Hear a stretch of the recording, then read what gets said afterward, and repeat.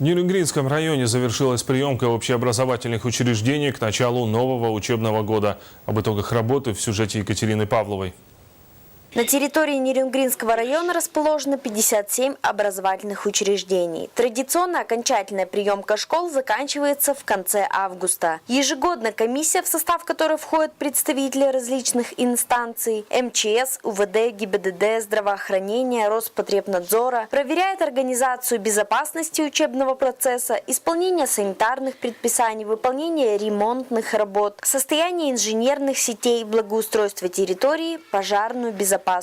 Нас проверяли пожарный надзор, энергонадзор, Роспотребнадзор, и другие инстанции. Школа сдана на все 100%, нарушений не выявлено. В общем-то, проверка прошла хорошо. Главная задача приемки школ – это обеспечение безопасного и комфортного процесса обучения детей. Отделом надзорной деятельности по итогам проверки приняты к новому учебному году 20 школ. Работа по приемке окончена, а работа с детьми и их обучением продолжается. С 1 сентября сотрудниками отдела надзорной деятельности запланированы с учащимися школ классно-групповые занятия на тему соблюдения правил пожарной безопасности и действиям в случае возникновения пожара, а также проведения учебной эвакуации. Все образовательные учреждения района оборудованы современными установками пожарной автоматики, имеют вывод автоматической пожарной сигнализации на пульт пожарной охраны, обеспечены средствами пожаротушения.